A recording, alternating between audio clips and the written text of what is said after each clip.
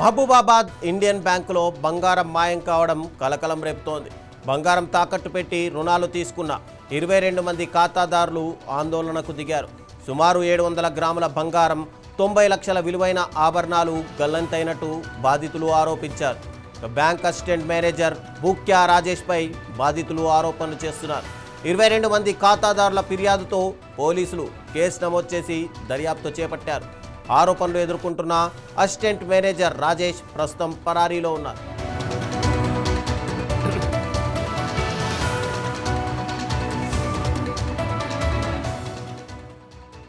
రైతులన్నారు బంగారం పెట్టినాం, అయితే పెట్టుబడి కోసం పెట్టినాం. ఇట్లా జరిగితే మాకేం తెలుసు సార్? మరి ఇప్పుడు ఏం చేస్తారు? ఏం కథ మరి వాళ్ళు కట్టిస్తారా? రైతులున్నారు అంటారు సార్. క్యాష్ 4 లక్షలన్నర తీసుకున్నాం, చిల్లరే ఉంటాయి. దీని మీద పెట్టుబడి కోసం పెట్టుకున్నాం. మరి ఇట్లా చేసి మాకేం తెలుసు?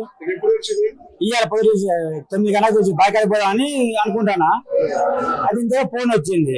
ఇక ఆదల బాగా ఇటు వచ్చింది, బాయికాడి కూడా పోలే. ఇక ఇంతే సతీష్ చెప్పిండు. ఇప్పుడే వచ్చింది సార్, అడగలే.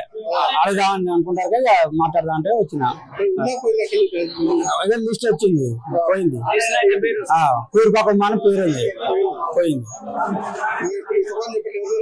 ఇప్పుడే వచ్చినా కదా సార్, అడగలే ఇంకా. అయితే మా వాడు ఇంకో అబ్బాయిని పంపుతున్నట, వచ్చినాక అని చూస్తాను.